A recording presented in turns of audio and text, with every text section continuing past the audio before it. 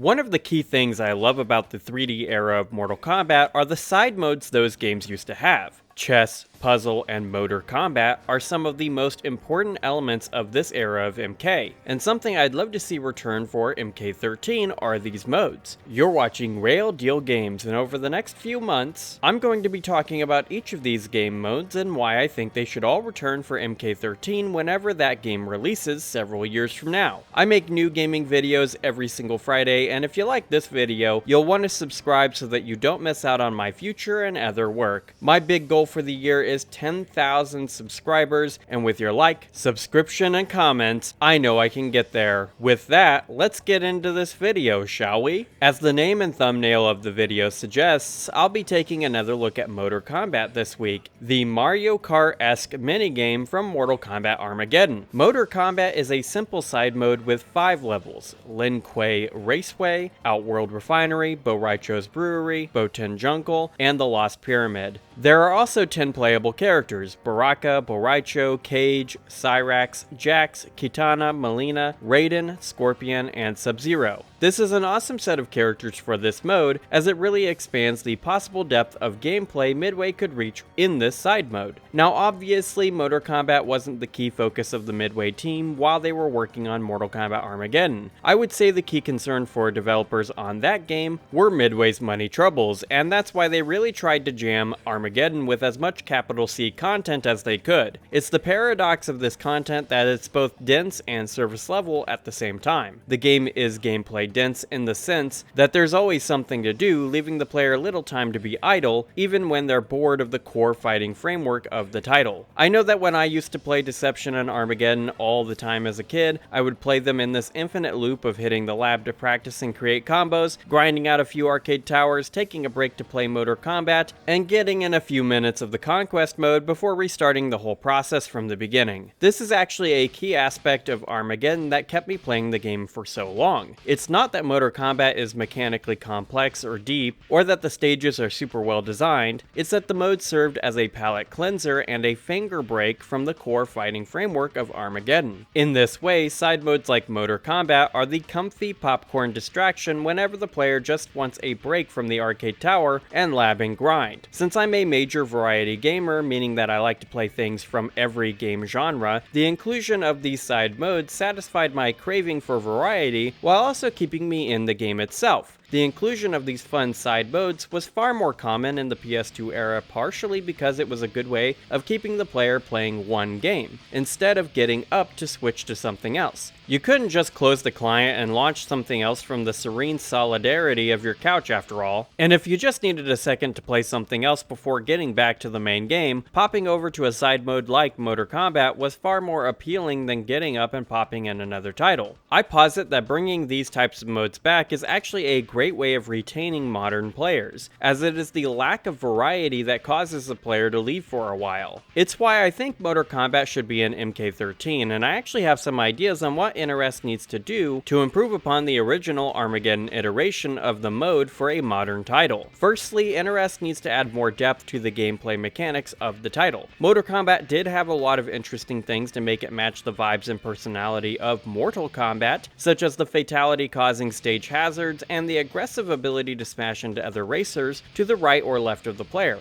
which would stun them for a second. This feature of Motor Kombat did a good job of covering up the fact that this side mode didn't actually have a full suite of items. Each character had a special they could get access to by picking up a yellow star on the stage. Scorpion would get access to his spear, allowing him to switch spaces with whichever racer he grabs. Jax gets a ground pound that knocks every nearby racer into a tumble. Bo' Rai Cho leaves a puke trail behind him, which essentially functions as an oil slick for following racers to spin out on. Each of these powers are character specific and do a good job of adding variety to the mode. This is an aspect of Motor Kombat I'd love to see come back, but this mode would also need other items for players to pick up to make it something that could maintain the interest of the player base for a significant period of time. One of the key features of every kart racer is the way the player gets offensive and defensive items, and the lack of defensive items is a serious flaw in Motor Kombat's design. There's two games I think NRS should take mechanics from if they were to reintroduce this mode in MK13,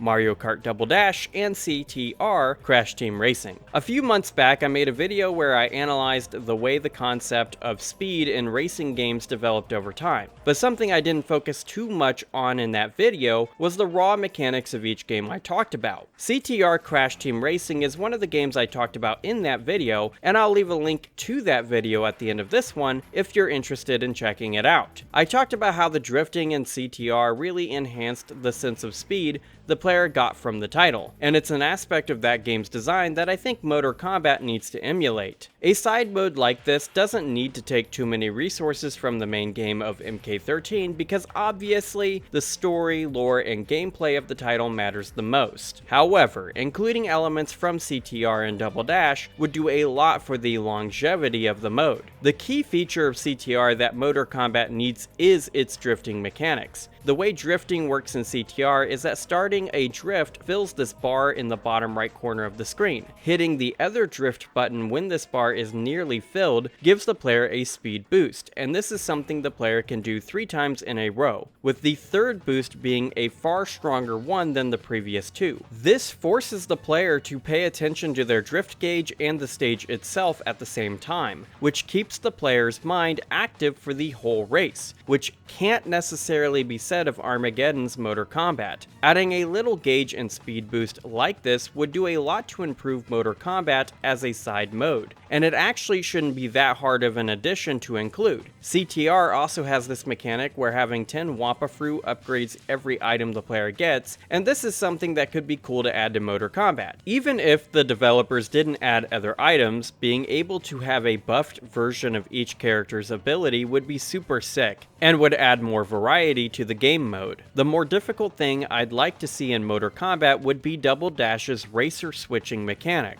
In that game, the player is able to switch between 2 racers and each are able to hold items, including a character archetype specific item. For example, Donkey Kong is able to get a massive banana and Bowser is able to get a big spiked green shell. This would definitely be a bit harder to implement than CTR's drifting mechanic, however adding something like this to Motor Kombat would do a lot to maintain interest in that mode, and by extension, MK13 itself. Like I said at the top of this video, the inclusion of these modes mattered a lot during the 3D era because it maintained interest in the game itself for longer, and that's the core reason I think bringing these modes back is an important thing for MK13 to do. With an additional mode like this, it actually would be possible for NRS to make additional stages and introduce more characters, which further adds to the live service business model WB so dearly wants to get in on. Now, I don't like the live service model at all, but I'm also a realist, and it is a feature of Western game design that corporations in the West really want to dip their hands into this pie. Motor Kombat and other modes like this would be a great low resource way for WB to better attain this sort of product, which is the business reason for including a side mode like this. Double Dash and CTR are held as 2 of the best kart racers ever made, so emulating the key aspects of those games that people really love is something Motor Kombat could do to truly stand out as a valuable side mode in the game. And that's the video, my guys. What do you all think? Should Motor Kombat return for MK13? Let's discuss in the comments below, and if you all like this video, smash that like button and subscribe. I make new gaming videos every single Friday, and in the coming months, I'm going to be doing videos of this ilk for puzzle and chess combat as well, since both of those side modes are also super cool. I'd love to hear what you think MK13 needs to do or have. Let's discuss below. Regardless of what you choose to do, thank you for keeping it real with Rayl Deal Games. Have an awesome day, my friend.